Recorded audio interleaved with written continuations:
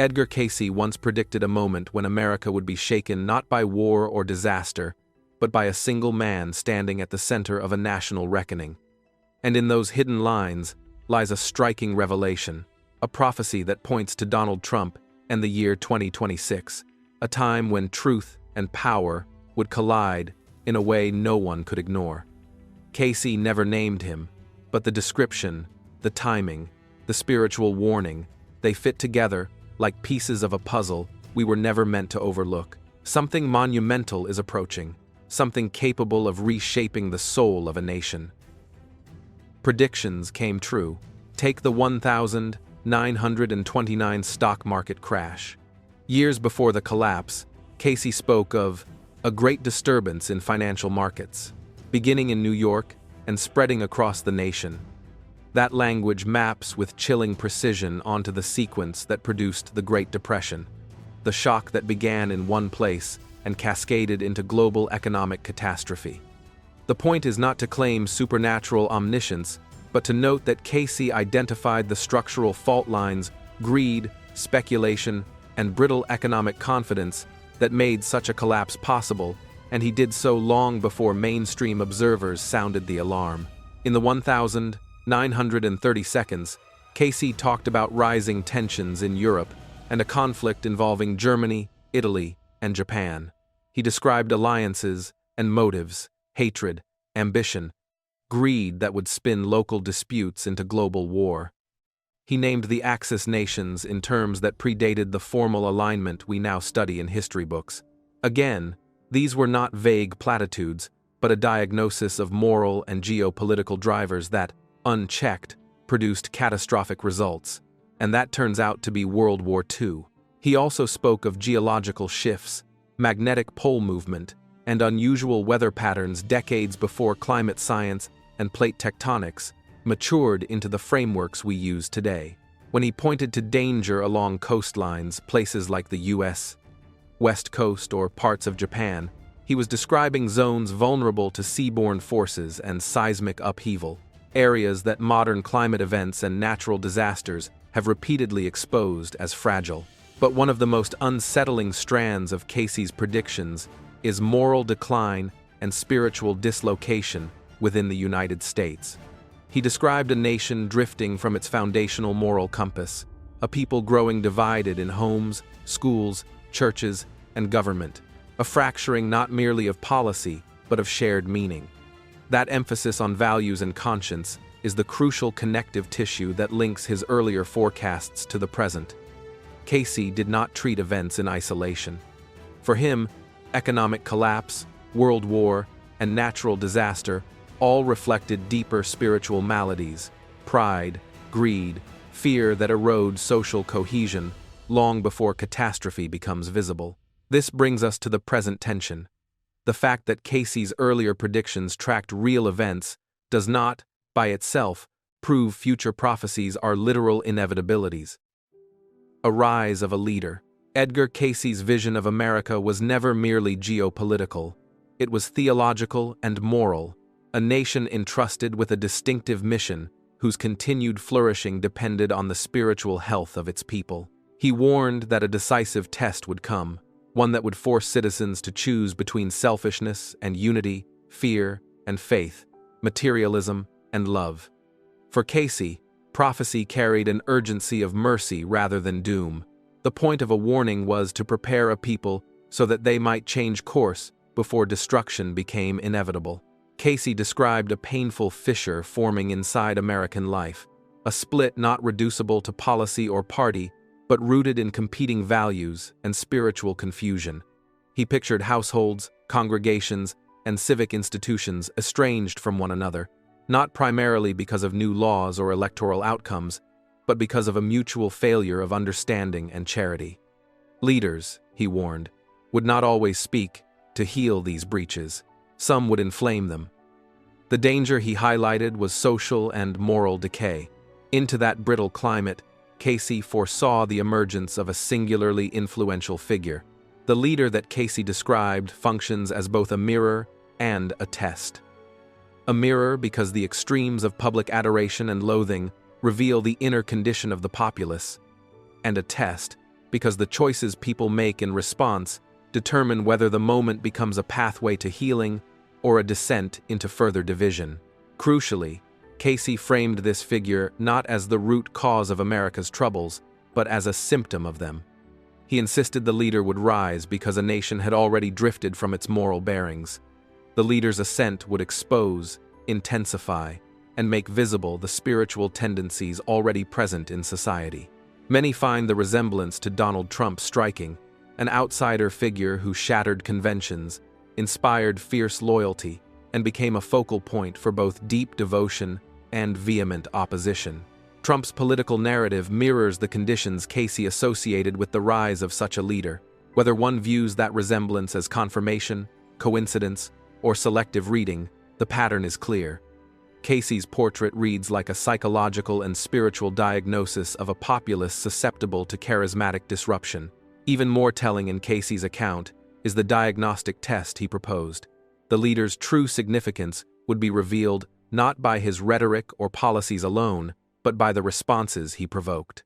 Families torn apart by allegiance or aversion, churches splitting over moral and political alignment, and civic life reoriented around personality rather than principle, these, Cayce warned, are the real metrics of a crisis. The leader's rise could culminate in ruin if pride, fear, and unexamined loyalty remained. But it could also become the occasion for repentance and renewal if humility, truth, and compassion were chosen instead. Warning of a time for awakening. Edgar Cayce painted 2026 not as a date of inevitable doom, but as a culmination, the moment when years of rising tension, confusion, and division reach a decisive test. He used the phrase, "a great shaking," repeatedly, and he meant more than earthquakes or storms. He meant a convulsion of values and institutions, a clearing away of pretenses, so that truth, however uncomfortable, must stand or fall.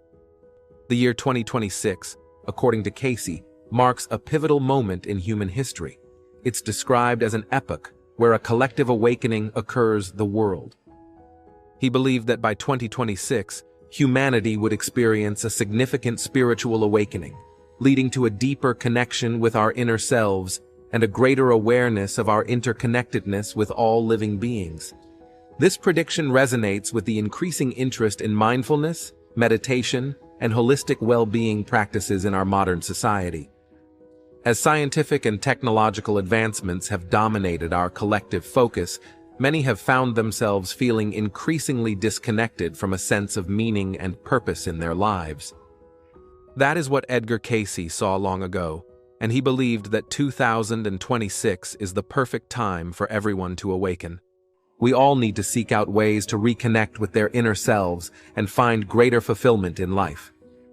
Edgar Cayce also spoke about the awakening that people must experience after leaving this world. He told, "After death, we may enter a region that is void of love, life, and light, void of everything. For some, this region is approximately their wish come true. Here, they are truly alone with themselves. For some souls, this is a pain that is unbearable. In the absence of truth, love, gentleness, and kindness, some souls fill the void with an irrational and unbelievable amount of pain and fear. It is so dark in the realm of outer darkness that the darkness hurts, and panic grips them without knowing why. There are various degrees of darkness to this realm, and it is darker and denser at the center than at its outer fringes. The closer we are to the outer edges, the more interaction there is with others in the realm. The closer to the center, the darker and more painful is the solitude. Those who find themselves in outer darkness cannot travel across this dimension. They must grow through the levels of this realm. After death, one may find themselves in a particular degree of darkness that most closely corresponds to the degree of the absence of love in one's life. Outer darkness is not a punishment. It is a region which operates lawfully for the benefit of those who are there. This region is not a realm which was created for any soul to experience, but one which came about as a consequence of the negative activity of souls in creation. So great has been the desire for self, so monumental across time and space has been the selfishness of some of God's creatures, that this realm is the creation or manifestation of their own collective activities. Outer darkness and the reality with which it is associated were created and are held in place by collective self-interest. Being spiritually awakened means that an individual has had a profound shift in their understanding of themselves and the world around them. This awakening often comes after a period of feeling disconnected, lost, or unfulfilled in life. Interestingly, some individuals report experiencing physical symptoms, such as a fever, during their spiritual awakening, signifying a kind of intense inner burning away of old beliefs and patterns. Spiritual awakening can happen suddenly or gradually, and it often involves a change in perception, a deepening of self-awareness, and a newfound sense of connection to a higher power, even amidst internal conflict. Spiritual awakening can take many forms and can be experienced in different ways by different people. Some common signs and symptoms of spiritual awakening can include a greater sense of empathy, compassion, and love towards others, an increased ability to live in the present moment, a deeper connection to nature and the universe, a heightened awareness of synchronicities and signs, and a sense of inner peace and contentment. Ultimately, being spiritually awakened means that an individual has come to a new level of understanding and awareness about themselves and the natural world. It's through this ascension process that you realize your potential and find the ability to change your life profoundly. In other words, they've had a spiritual ascension.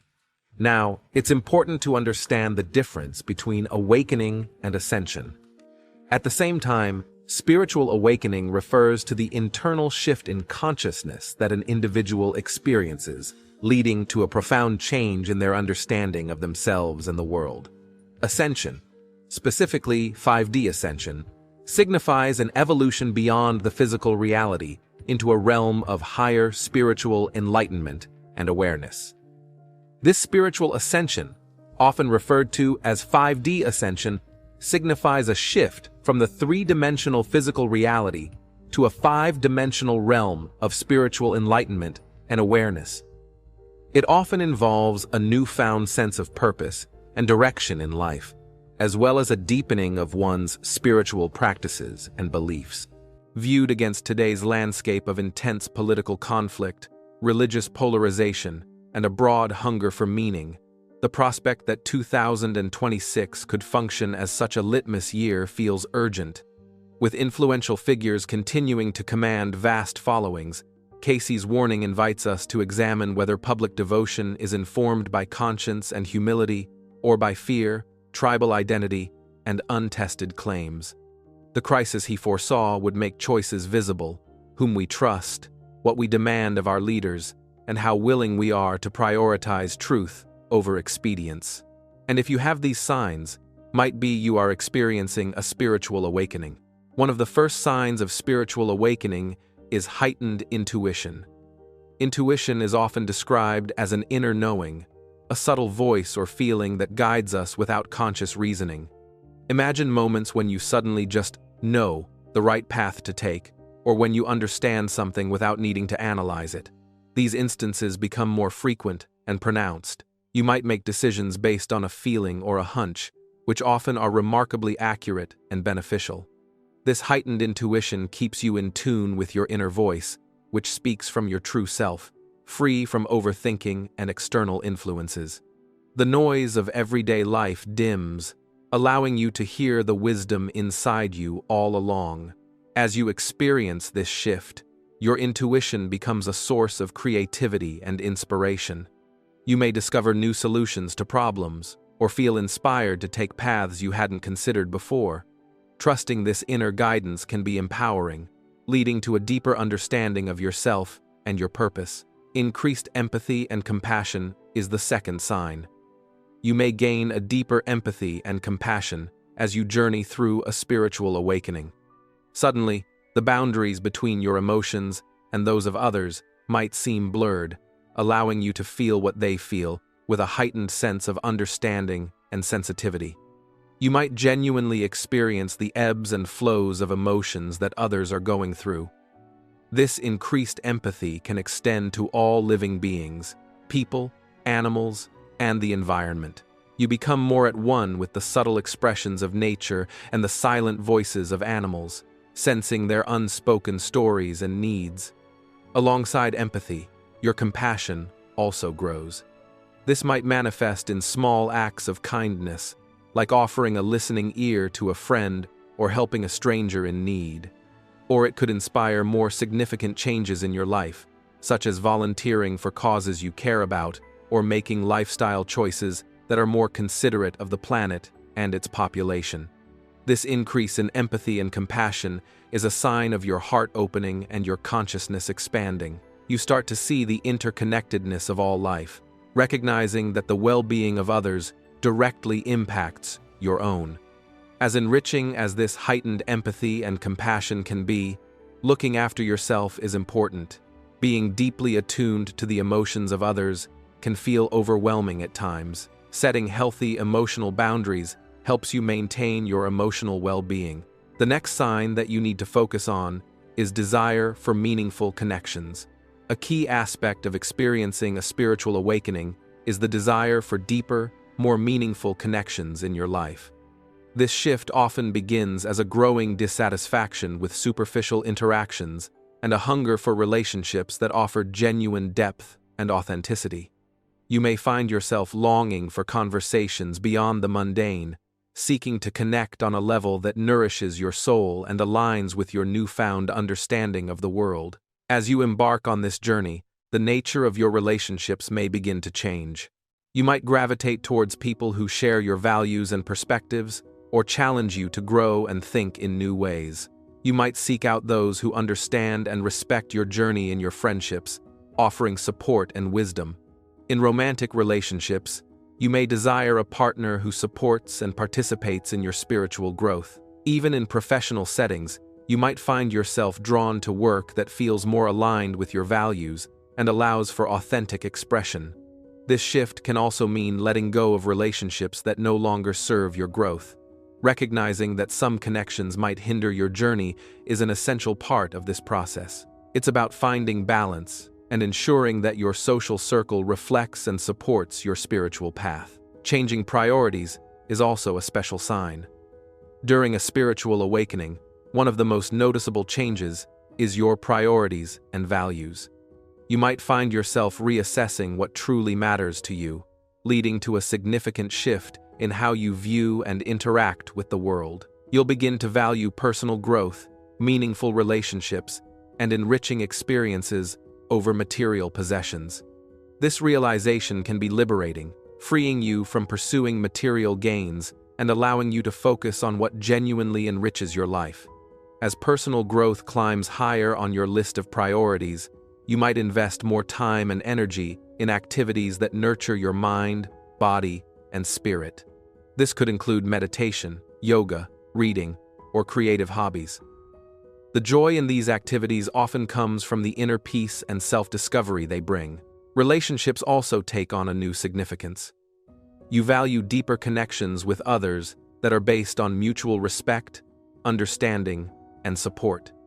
These relationships provide a sense of belonging and offer a space for mutual growth and sharing life experiences.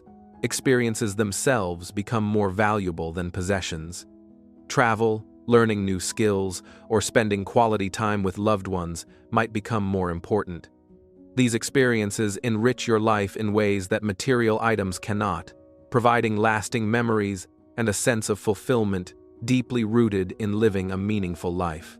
Let's continue with feeling a sense of unity. A symptom often experienced during a spiritual awakening is a deep-seated feeling of unity or oneness. It connects to a larger, universal energy, being in harmony with all forms of life. You might experience moments where you feel deeply in tune with nature, sensing a sacred kinship with the trees, the sky, the ocean, and every living creature. In your interactions with people, you may recognize that everyone, regardless of their background or life story, shares the same fundamental desires for love, security, and happiness. This realization can foster empathy and compassion as you begin to see reflections of yourself in others. Judgments and barriers fade, replaced by an understanding of the universal human experience. You might also become more aware of how your actions impact the world. This awareness can lead to more mindful, conscious living, where your choices are guided by a desire to contribute positively to the collective well-being. Last but not least, it's experiencing moments of bliss. A spiritual awakening often brings with it unexpected moments of bliss and joy. These experiences can feel like bursts of pure happiness from deep within, and often occur without any apparent external cause. These moments of bliss can catch you by surprise. You might be engaged in a mundane task or sitting quietly when suddenly overwhelmed by immense peace and happiness. This isn't the kind of joy that comes from external rewards or achievements. It feels more intrinsic, as if you're tapping into a deep well of contentment within you. This bliss is often accompanied by feeling connected to something greater than yourself. It's as if, in that moment, you're experiencing a deep truth about life and your place in the universe. These experiences can be deeply moving and transformative, offering a glimpse into being free from worry, stress, or negativity. These experiences can be incredibly rejuvenating. In the aftermath of such bliss, you might feel more energized, optimistic, and at peace with yourself and the world around you. It's a reminder of the potential for joy that resides within us all, waiting to be uncovered. Edgar Cayce continued to give us other predictions for 2026. The rise of the legend. Few clairvoyants enjoyed the renown of Edgar Cayce, America's sleeping prophet. During his lifetime, Cayce gave more than 14,000 documented readings to a wide range of people, including celebrities like Harry Houdini, Thomas Edison, Woodrow Wilson, and Marilyn Monroe. These readings covered a wide variety of topics, including personal matters and health conditions. He also foretold events, from Atlantis's rediscovery to the outbreak of World War II. Yet, he earned his most famous moniker, the Sleeping Prophet, because of his purported ability to fall asleep atop books, awakening with full retention of the facts and illustrations recorded therein. Later, this skill transformed into the ability to diagnose and recommend treatments for illnesses while in a trance-like sleeping state. Cayce himself had no formal medical training. Here's what we know about Cayce's preternatural talents, surprising predictions, and fascinating medical diagnoses. Edgar Cayce remains a controversial figure, and with good reason. Stories surrounding his early life prove sensational and hard to believe. Yet, they provide the foundational elements for this fascinating turn-of-the-century American figure's rise to fame.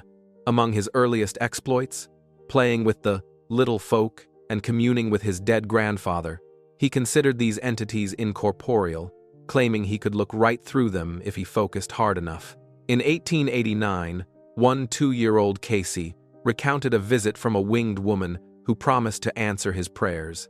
With all of these supernatural beings running around, it's little wonder Cayce had difficulty concentrating on his schoolwork. The day after he first met the lady with the wings, he received an unsatisfactory report from his teacher about poor spelling. Cayce's father tested him for spelling, knocking his adolescent son out of his chair in frustration. At this moment, Cayce recalled hearing the winged lady's voice. She commanded him to fall asleep a little while so they could help him. After pleading with his dad for a quick nap, he placed his head on the spelling book and snoozed. When his father woke Cayce up, he had full recollection of the volume tucked beneath his head. His father was stunned to find his son had every page of the book memorized. Cayce repeated the process with other schoolbooks. By 1892, his teacher pronounced him the best student in class. When she questioned him about how he'd turned around his school grades, he mentioned sleeping atop books. Each time he did this, he woke to full recollection of their contents. The legend of the sleeping prophet was born. Over time, his ability to absorb books during slumber was eclipsed by another talent: his ability to provide people with full medical diagnoses in his sleep. Acting as a clairvoyant doctor began with self-diagnosis. After getting hit in the spine with a ball during a school game, Cayce acted strangely. His parents put him to bed. To their astonishment, he began talking in his sleep, diagnosing his condition. and describing how to cure it. After following their sleeping son's instructions, Cayce received healing. Soon, newspapers billed Cayce as the illiterate man who becomes a doctor when hypnotized. They described how Cayce, whom they described as a psychic diagnostician, would take off his coat, collar, and tie before reclining. He would then close his eyes and sigh deeply. Moments later, his eyes would open, filled with a dreamy quality, as if in a trance, and he would start reciting diagnoses, cures, and even predictions. During his lifetime, he gave more than 14,000 readings, covering a wide range of topics. There are hundreds of people throughout the United States who will testify, at the drop of a hat, to the accuracy of his diagnoses and the efficacy of his suggestions for treatment. Whether this information amounted to much more than anecdotal evidence remains up for debate. But Cayce's health recommendations from the 1,920 seconds and 30 seconds do hold up to today's standards. His tips for leading a long and healthy life included getting a good night's sleep, cooking with olive oil, exercising, and drinking plenty of water. Besides his penchant for sleep-talking medical diagnoses, Cayce also made fascinating prophecies. While some appear to have proven accurate, others remain up for interpretation. Among those predictions attributed to him are foretelling the stock market crash of 1929 on two separate occasions, the first in February 1925 and then 6 months before the event, in March 1929. In 1935, he predicted how World War II would unfold, describing an unprecedented alliance between the Germans, Austrians, and Japanese. It's worth noting that this alliance would not come to light until the Tripartite Pact signing on the 27th of September 1940. Cayce also predicted the whole world will be set on fire by the militaristic groups. Other strange foretellings from the sleeping prophet include the use of blood as a diagnostic tool, the discovery of the La Niña and El Niño effects, and the convergence of communications companies in a cooperative and structured manner. He also spoke at length about the Dead Sea Scrolls and the people who created them, the Essenes.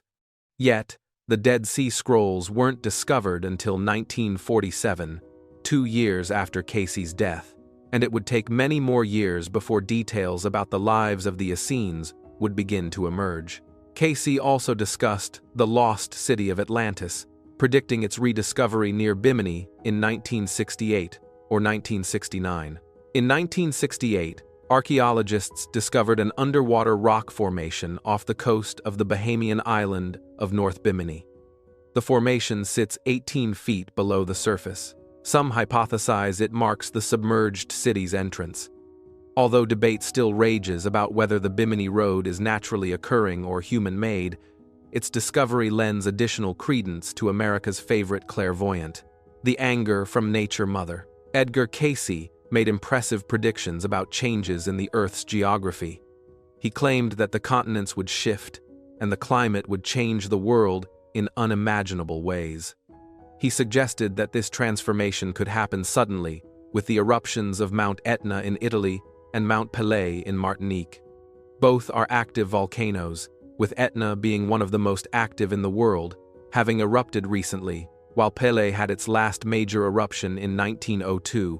One of the most critical aspects of this change would occur in Africa. Cayce predicted that the continent would split into 3 parts due to the formation of a massive new waterway, with the Nile River widening and the Red Sea expanding significantly. This dramatic change could even submerge the bustling city of Cairo under the sea. Asia would not escape these convulsions either. Cayce predicted changes in the geography of India, China, Japan, Korea, and the Philippines.